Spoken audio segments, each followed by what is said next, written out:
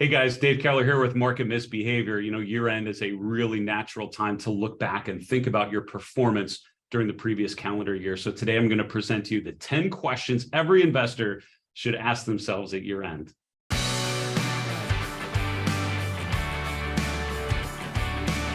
So I've been doing the 10 questions for a number of years. And what I found as an investor, it's a really good, healthy exercise to look back at the previous 12 months. Again, the end of December is a really natural time to do that and think about some different things. And the 10 questions have a couple different categories. The first three questions are really dealing about performance. How did you do, right? What was your P&L? What were your returns? How well would you grade your performance as a trader, as an investor? What do the numbers tell you? The second set of three questions are going to deal all about missed opportunities, right? Where were there things that worked that you missed? Where were there things that did not work and you unfortunately participated in those? And it's a way to think about your toolkit and where it might have helped you and where it might have hurt you. The next set, the third set of three questions, are dealing all about routines. How did you spend your time? What information are you consuming? And how can you upgrade that in the year to come? Then the last question deals with mindset, right? Where are you at mentally as you process this year? Now, most years, it's been a really good exercise. 2022 was a challenging year for a lot of investors. So if you're not used to doing these 10 questions, I would say this year is a really good time to do it, because I have always learned, looking back in my career, starting in 2000, I've learned way more in bear market years than in bull market years. That's just the reality of it, because you can get away with all sorts of bad habits in a good year. In a bad year, all those bad habits really start to hurt you. So here we're going to present the 10 questions you should ask yourself at year end. Before we get to the 10 questions, by the way, if you like this sort of thinking about investor decision-making, behavioral finance, and technical analysis, won't you subscribe to my channel? What a great way to start yourself off for success in 2023. Subscribe to the Market Misbehavior YouTube channel now. Also, if you like this discussion about these 10 questions and this sort of general approach, won't you give the video a thumbs up? We'd very much appreciate that back. Finally, put a comment below the video. Which of these 10 questions do you feel is the most painful? And what did you learn from that question in 2022? Let's get to the 10 questions. And as I mentioned, they're in three sort of groups, and then a final question dealing with mindset. So the first set of three questions are all about performance. How did you do as an investor, as a trader? And the first question is, how would you rate your overall performance in 2022? And I'm happy to answer these questions, and I would encourage you to get out a piece of paper and literally answer them by hand as we go along. How would I rate my performance? Pretty good. So for me, it's a little different. I'm sort of grading my role as a strategist, because of my work with Market Misbehavior as the chief strategist at StockCharts.com. It's really empowering people to improve their understanding of the markets, and a lot of that is providing commentary and observations on what I'm seeing, and providing investment strategy for financial advisors. And for me, overall, pretty good. I would say I would rate my performance pretty well, mainly because we turned defensive early in 2022, and for the most part have remained fairly defensive through the course of this year. And a lot of my premium members at Market Misbehavior have told me here at year end, as they've started to look back, tell me how much they appreciated sort of the bearish case that I've continued to reinforce. And I'll be honest with you, that was an easy thing to do when the S&P is making new lows. It was challenging at times during these rallies, and if there's a particular thing that I feel best about, it's really labeling these bear market rallies and educating people about how difficult it can be, and how tempting it can be for the market to rally so quickly off of a new low while we're below a downward sloping 200-day moving average, what I would clearly label a bear market rally. Those are tough environments, tough to stay defensive as a long-term investor when you feel things rallying so quickly in the short term. Some of the biggest gainers that you'll see are in these bear market rally phases. So super tempting. And I saw a lot of optimism bubble up very, very quickly on social media and elsewhere, people calling a bottom sort of every other day during 2022 at some point. So overall, remaining defensive, I feel pretty good about that. So I would say that's my best one. So my question to you, how would you rate your overall performance? If you were a trader, look at your P&L. If you're an investor, look at your performance, your clients' portfolios. How well did you do? How does that compare to a benchmark, right? If you're a long-term investor, grade your performance relative to the S&P or to a balanced fund, and think about what your performance, really, how would you grade your performance by the numbers, and then more subjectively, more anecdotally, based on your experience in 2022. The second question, what was your best trade and why? Really good question. I would say, oh, that's a tough one. I guess I would say the way I would answer that is probably more of a macro answer, but I would say, I was interviewed in January of this year and I was asked, what's the most important chart that investors should be looking at? And I answered this one, not exactly this one, because I added some of these other series, but it was these first two parts of it. And it was the 10-year treasury yield with value over growth. And my comments were essentially in the fourth quarter of last year. If you remember, the Fed was talking about raising rates, and 2022 was going to be all about what happens when they actually raise rates. That caused us to be very negative on risk assets because we had not been in a Fed rate hike cycle in quite some time. Rising rates are usually really bad for growth stocks and really good for value stocks. So we were setting up for a year where value stocks were probably going to dramatically outperform. So we talked about looking at this chart to actually track how that happens. And I think that was probably the best thing that I did was have this chart as part of my, regular routine, focusing on the rising 10-year yield and how that drove value outperforming growth. Same thing you can see when rates came down, you can see that growth would start to outperform value. So recognizing those shifting tides in leadership was one of the probably the best call that I would have. There are individual names I feel pretty good about in terms of identifying those, like First Solar, maybe the renewable energy equipment names, Enphase, and particularly in the second half of the year, recognizing those breaking out while the markets were struggling, testing the swing high in August. Feel pretty good about that. But overall, I would say this would be the best one. So what was your best trade or call and why? Question number 3, what was your worst trade and why? Which one of the most painful questions to ask and one of the most painful questions to answer. I would say it's an easy one for me. I have two that come to mind, cryptocurrencies and cannabis stocks. And these are charts basically that were in downtrends for most of 2022. And in both cases, there was a point in 2022 when I basically turned bullish and thought that they had gone down enough. What a great learning lesson. And when you think about cannabis stocks, from a big picture perspective, I think the long-term story in cannabis stocks is compelling. It's still such an underdeveloped, part of the economic reality in the U.S. And I think the potential is there. And depending on where you are in the country, this seems way more current than not. So here in the Pacific Northwest, cannabis dispensaries are widespread and very easy to find. In other parts of the country, not so much. And it's been frustrating, I know, for many investors because the cannabis laws have been passed, but the regulations and the state government's ability to allow these dispensaries to actually proliferate has been very, very challenging. So having said that, from a technical perspective, where did I get caught? And it was here over the summer, right? Sort of July and August. When it had gone down, it kept making lower lows and lower lows. It stopped making lower lows here in August and started to bump up against resistance around $6 a share. And I bought YOLO in a retirement account right around that point. Full disclosure, I still own it. And I think long-term, it's a position I think I'm going to be very happy to own at these levels. But overall, it's been painful in the short term because 550 down to 450 and now below $4 is a big percentage loss in a position. And what I learned from this was that I bought the fact that it stopped making lower lows, but I forgot to be patient and wait for a breakout. And that's one of the classic parts of the technical toolkit is that once you establish a resistance level, you have to have a valid breakout. You have to have follow through.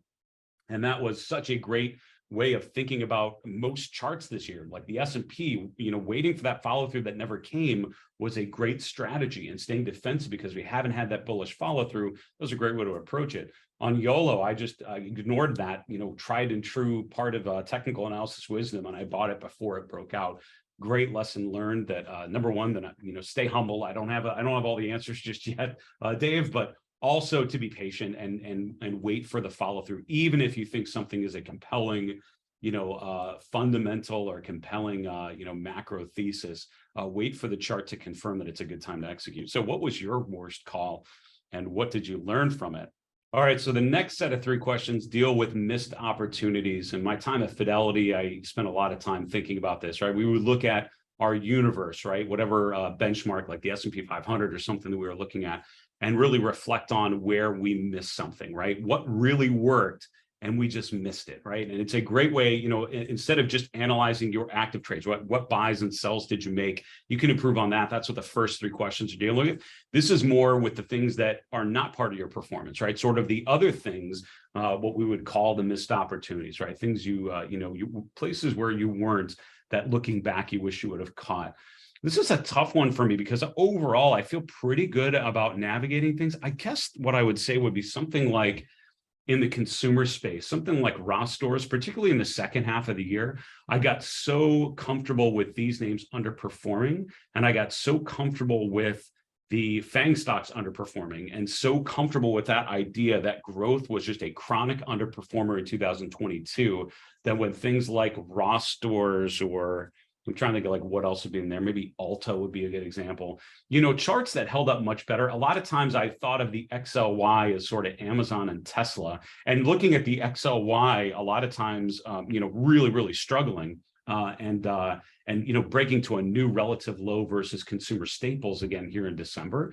So I think that caused me to sort of mentally write off a lot of things in the consumer discretionary space. So even when I would see charts like Ross Stores do well and bounce off the low in July and stay high even when the market was fizzling out, right? So if you look at rallied into the 200-day in August, the market kind of rallied, sort of sold off and made a new low. While Ross Stores didn't break out, it held up okay and actually didn't sell off too much, and then finally broke out there. And while we did highlight that name randomly, I feel like there probably were more opportunities within the components of the XLY than I probably gave him credit to, right? I kind of wrote off the sector because the sector ETF was doing poorly. So lesson learned, just a great reminder to think about scans and look for the individual names that are working, and don't be afraid to be long or be bullish on a stock within a struggling sector if the chart dictates it, right? Don't attribute the stock to its sector membership as the main driver of its performance. Remember that something like ROST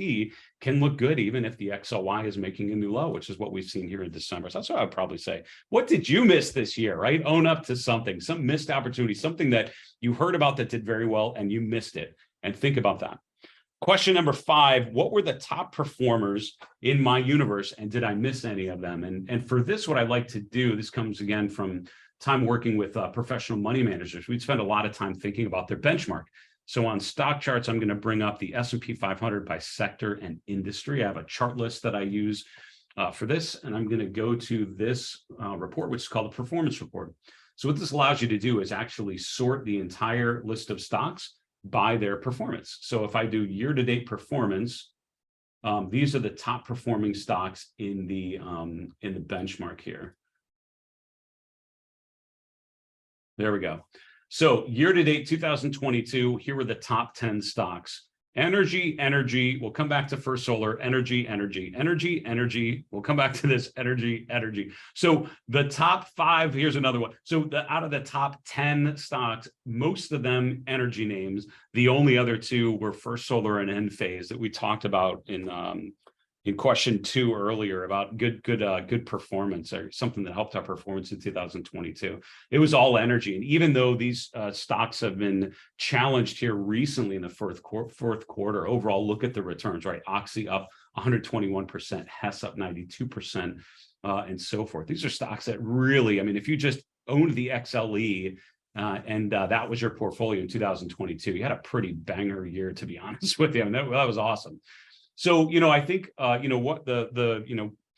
of that, I would say overall, those are 2 groups I felt pretty good about following. We really tracked the strength and energy. For me, in the first half of 2022, that was like a commercial for technical analysis. Was the markets are struggling, but here is a sector that is doing really well. You don't have to know why, you don't have to know how, you just have to recognize the fact that the S&P is down, the NASDAQ is down, and the energy sector is up. And recognize that that can mean not just for a day or a week, that can mean for months, right? First 6 months of the year, energy just ripped while everything else was ripping to the downside. So I feel pretty good about the top 10 in terms of recognizing the strength in energy, and the renewable energy equipment space, which we bucket under technology, but I've seen them bucket under energy in some methodologies. Solar's a tough group because where do you kind of put it? You can make an argument for a couple different things, but recognizing the strength in solar names and Enphase and that group, which we call renewable energy, I feel pretty good about as well.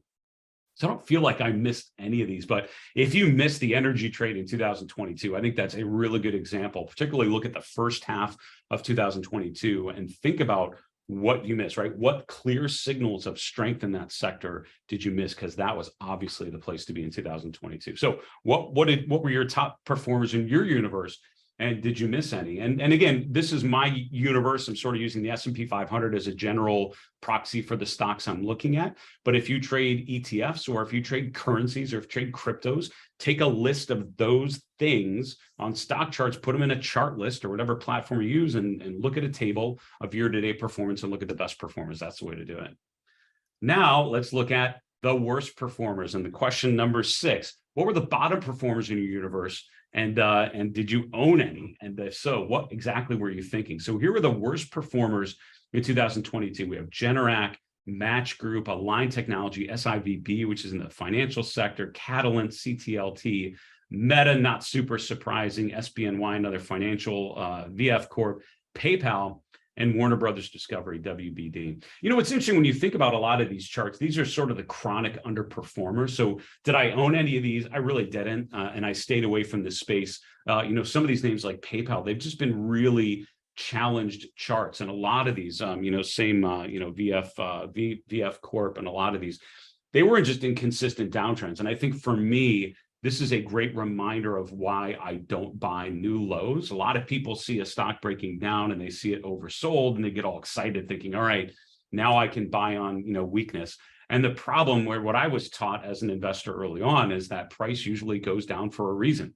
If a stock isn't a free fall, stock's going down, there's a reason why no one wants to buy this name. You may not know the reason, you may not understand, why the conditions are so negative. But the chart tells you all you need to know. One of the great examples of this, decade ago was Krispy Kreme donuts, right? KKD. I think the ticker might have been different before, but I forget it. And if you look at Krispy Kreme, like in the mid 2000s, started rolling over and going down. Much, much later, you started to learn about all the financial issues, and they had to restate earnings a bunch of times, and the management was struggling. But the technical analysis told you that the chart was struggling. You didn't need to know the reasons why the donut shop was struggling. The chart told you all you need to know, which is the price was going down. So I don't think I really owned any of these in a meaningful way or really talked them up. I think these were charts that I have avoided. And again, none of those look incredibly attractive at the moment here, as many of them are at or near new 52-week lows here, obviously in December. So what were the bottom performers in your space? Did you own any of those for a significant amount of time? And where did your risk management and your money management approach fail that caused you to own a struggling chart? The next 3 questions deal all with your routines and how you spent your time. The next one, question number 7, how would I grade my routines in this calendar year in 2022?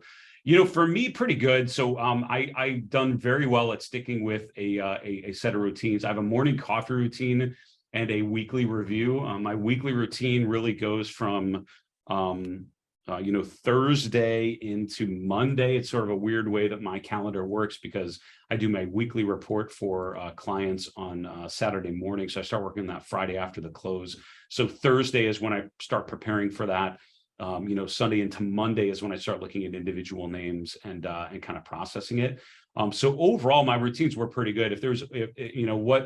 The only reason why I wouldn't grade myself 100% yay was because I didn't always stick to them. And I think that's the toughest thing, is sticking with a daily routine every day. And for me, the days that I miss it, it's like working out, right? When you get in a good habit of working out every morning and then you stop doing it, you start feeling the reality of, oh my gosh, I didn't work out today. And I think that can be tough.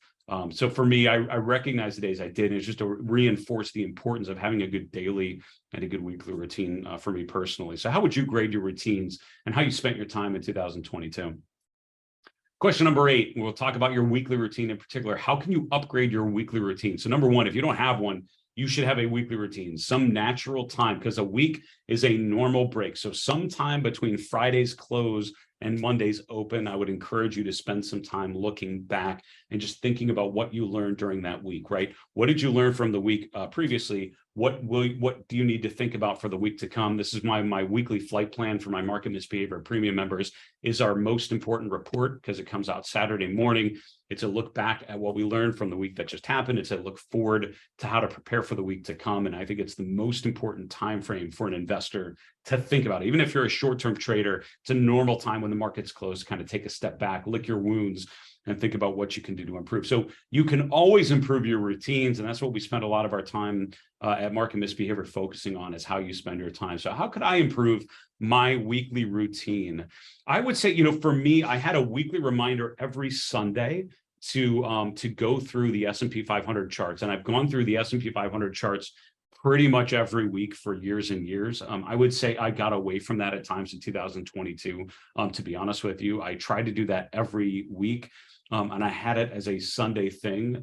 Sundays often for me are family days and get to other things. So I think I had this unrealistic kind of schedule perfectionist mentality at some point, thinking that no problem, I can spend some time every Sunday and whip out my laptop and go through a bunch of names. That often wouldn't get done, and I would push it into Monday. And so then the day I was normally trying to plan out my week, I was trying to look at the S&P 500 charts, and there's just this mismatch of how I wanted to spend my time and how I was actually able to. So for me, how could I upgrade my weekly routine? It's finding a different time during the week when I can look at those individual stocks. I actually might move it to midweek, because for me, that's when I'm really deep into individual stocks, individual names. I don't know if I really need to do that every weekend. I think just doing it one time during every week is going to be good enough for me. So I might sort of reallocate how I think about those tasks. And then if there's something for you guys to learn from that, it's just, setting unrealistic routines that you're not going to stick to isn't good enough. And full disclosure, I bought this app. I subscribed to this app to help me work out. I get this pop-up every day for the last month. I haven't worked out any morning, even though I have this pop-up every morning. And so it's like buying the app and having the reminder that doesn't actually improve your physical fitness. For me, it's just been more frustrating. I'm like, oh my gosh, there's another day I didn't work out. So setting an unrealistic routine that you don't stick to isn't that good. So, how can you, think about this one with step 8, and then with question 9 here in a minute, what can you do to make your routines more consistent, right? And what can you do to change them so that you're going to be much more likely to stick to them? So that's how I would answer question number 8. How can you upgrade your weekly routine? Question number 9 is the daily routine. How can you upgrade your daily routine? Again, if you don't have what's called a morning coffee routine, I would encourage you to do so. I literally go through this set of charts every day, and I've been pretty good with that, actually. And I've often started with these first 2 charts, which is pretty good. How can I improve my daily routine? I've not gotten through all of these charts every single day. Most days I get through most of the charts, is how I would describe it. And so I'm going to maybe think about which of the, are there any of these which I can maybe swap out? So for example, like the industry ETFs, I rarely got to those points. I would look at industries like semiconductors and pharmaceuticals and E&P stocks in the energy space. I look at them naturally through the course of the day when things were moving, and I have a lot of scans to sort of capture those. But do I really need that as part of my morning coffee routine? Maybe not. And again, making this morning coffee routine more accessible and more possible, because I make it more manageable, is probably a really good move. So that's probably one thing I will do is swap some of these things out, maybe make my list a little bit smaller so that I'm much more likely to hit them every single day. The final question, and we were to the last of the 10 questions I would ask yourself at year end, is how do you feel about all of the above? And this last question really deals with mindset. How would you feel about it? When I think about 2022, it was a challenging year because it was frustrating. 2021 was a raging bull market year, right? And looking back, how ridiculous is it now that we've experienced 2022? How ridiculous was it to have a raging bull market where everything just kept defaulting to moving higher, where drawdowns were limited? I mean, the S&P, I think its biggest drawdown was about 5% in 2021. Think about the drawdowns we've experienced in 2022, 20, 30, 40, in some areas, 80%. If you're looking at the ARK Innovation Fund, for example, some of the drawdowns are a lot more painful. So your portfolio probably experienced some pain in 2022. So my mindset, I would say overall, it's been, I'm smiling now a lot because I love learning about the markets. I think one of the great adventures of this game we get to play as investors and as traders is the fact that we get to learn. It's a lifelong learning experience. And talking with people who have been doing this decades more than I have, they're still learning. And I think that's a really fascinating, really cool thing about what we get to do is we get to participate in these markets for this window of time during our investable life. And so the fact that we get to learn progressively and through that entire period is one of the great blessings of being able to being an investor in whatever level that you are, whatever capacity that you are. So I would say overall it was good because I feel like I learned a great deal. I feel like I thought a lot more about risk management in 2022 than I had in 2021, and I think that's probably a really good thing. So I feel much better about how I'm thinking about stops, how I'm thinking about bet sizing, because that really got you in 2022 if you didn't do that. So overall, I'd say I feel pretty good. I don't feel great confidence in the markets in 2023 at this point. I still feel like there are a lot of question marks, a lot of uncertainty. So I think the bumpy, volatile ride we experienced in 2022 most likely persists at least in the first half of 2023, if not longer than that. So a lot of more improvement, hopefully, and lessons to be learned going forward. How do you feel? What's your mindset? How do you feel about all of your previous 9 answers to these questions?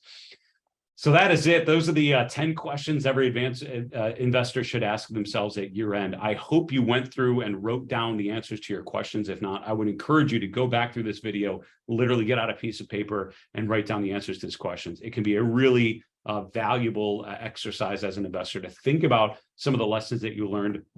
And the answers to these questions hopefully will help you set up for success, for making better decisions in 2022. I certainly hope that Market Misbehavior and my work can be part of that growth process for you in 2023. So at the very least, subscribe to my YouTube channel. I'll provide more free content like this. If you're ready to make a bigger commitment to yourself and your decision-making in your clients' portfolios in 2023, go to marketmisbehavior.com, click on Become a Member in the upper right. We can start working on things a little more closely. But either way, have a fantastic, blessed holiday season. Thank you guys so much for watching my content, for appreciating it. I really appreciate all the notes that you guys have sent and comments that you've made. Really, really appreciate it. And it's meant the world that I've had an impact for some of you and some of your decision making. Be well, stay safe, and we'll see you next year. Bye now.